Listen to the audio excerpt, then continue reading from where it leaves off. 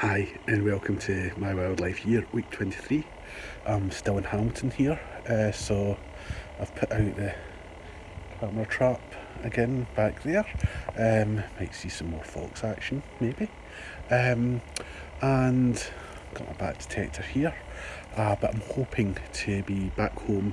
I'm going to have to come back up to Hamilton again, got some stuff to do with my dad, but I'm hoping to get back down the road and maybe bring back some more equipment so that I'll be able to do some more interesting stuff up here. So let's crack on and see what I've found this week. I'm quite excited. My dad's just pointed out something to me. Come and look at this. It's fox poo. So I've got an ice cream tub here and I'm just going to pop it in there. I know it's fox poo because it's pointed at one end, and you can see it's got lots of bits in it. Smells a wee bit. Ugh. Anyway, I'm going to pop it in there and I'll take it home and finish drying it off and add it to my collection. I'm just at a little low wall here in my dad's garden, and just there is the entrance to a bumblebee nest. I've had a quick look at them. Not getting I can catch them with and net them with, but quick look as they've come in and out, and they look like either white-tailed or buff-tailed bumblebee workers. And the reason I can't be certain is it's really difficult to tell them apart. Tell the workers apart. The queens are quite easy because they do live up to the name of white-tailed and buff-tailed, but sometimes the buff-tailed can have quite a white tail, so you can't always be 100% certain. So quite often the workers are just recorded as white stroke buff-tailed, because you can't be 100% certain. So I'm hoping that if I talk long enough, a bee will come in or out. Excuse me.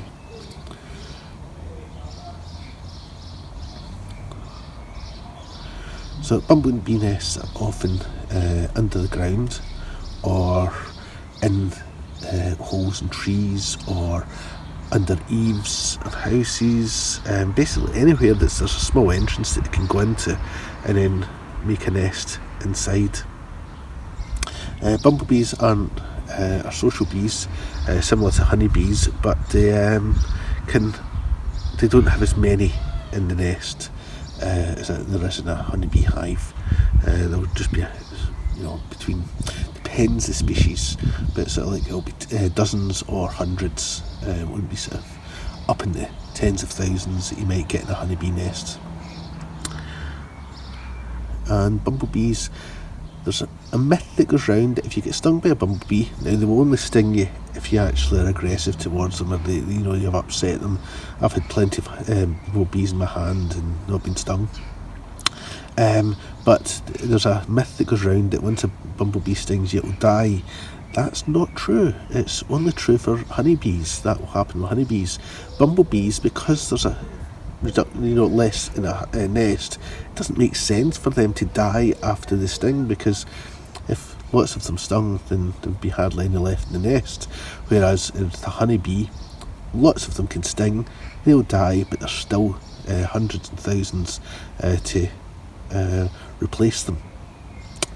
So it's still not come. There it is. There's one just come out just as I've said that. So you can see that the entrance is just there. So that's actually the third one I've seen leave since there was two left just before I started filming. I haven't had any come back yet. So I know there's actually another bumblebee nest in the garden. Well, it's not quite in the garden, it's actually in the house, so I've got to go and see it. So just up there under the guttern there is an entrance to a bumblebee nest. Now I've seen them go in, they're quite small, which suggests to me that it's quite a young nest. What you'll often find is that a young nest, because it's just a queen setting up the nest and she's looking after all the larvae, the first generation or two are quite small. It's not until there's quite a few workers looking after all the larvae that actually they start to get a bit bigger. Basically, they get more food because there's more workers looking after them rather than just a single queen. So this one, I'm not 100% sure what they are. I have seen as they've been in a white-tail. So they're one of the white-tailed species, but that includes the garden bumblebee, the white-tailed bumblebee, the buff-tailed bumblebee, and also the tree bumblebee. So it could be any of them. And there's a bit of rain just starting. And I'm looking up, so I'm getting it on my glasses. Thankfully it's just a wee bit of drizzle. In fact, I think it may even pass. I think that's probably the shortest rain shower I've ever been in. Or is it coming back? Oh no, it's still there. I should have done this the other day when it was nice and sunny and bright. But I was just being a bit lazy.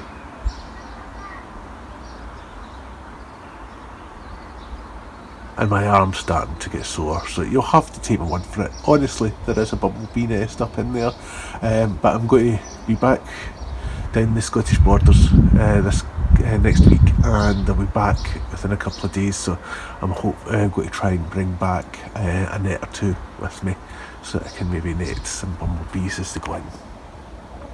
So that's for next week's My Wildlife Year video. Been out a wee while with my bat detector and I've yet to have a bat fly over. That was a crow, I think, flew over. There's a gull. There's been a black-backed gull flying over. Thank you for interrupting me. So yeah, I've been out in bat detector, yet to have a bat fly over. It's starting to get chilly. Been coming down with a bit of a cold today. I'm a bit bunged up and I really don't want to be getting any more cold.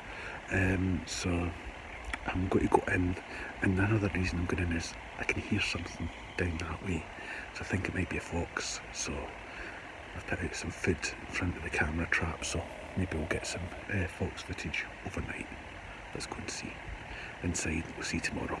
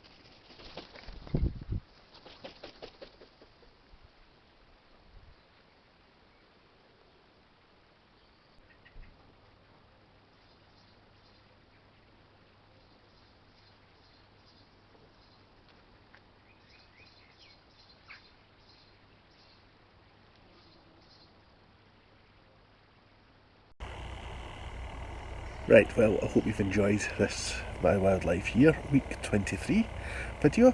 But just before I go, I want to show you something I found down here on the cabin fence. Found this gorgeous white lit snail. They're also called white banded snail.